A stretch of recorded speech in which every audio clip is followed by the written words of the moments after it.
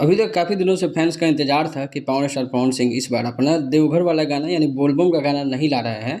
और जो गाना आया था अभी वो पुराना अभी पिछले साल का ही सुनने में आया था कि 2-3 गाने ऐसे थे जिसकी शूटिंग करके रखी गई थी।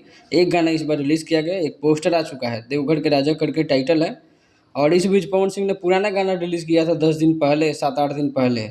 उस गाने पे भी अच्छा खासा व्यूज़ है, लेकिन वो पुराना गाना है। और श्वेता महारा के साथ जो है इनका गाने का शूटिंग का कुछ फ़ोटोज़ भी आया था, तब लगा कि गाने में दम है, अच्छा गाना आने वाला है। लेकिन इस बार के सावन में एक ही गाना पवन सिंह का सुनने को मिल रहा है, जो इस बार आएगा। बाकी देवगढ़ बाबा की बात कर ले, जो गाना आया था उस गाने का नाम था हरिहर चूड़िया, और ये भी 10 मिलियन के आसपास ये व्यूज़ पे चली गई है, जो अच्छी खासी व्यूज़ मानी जा रही है।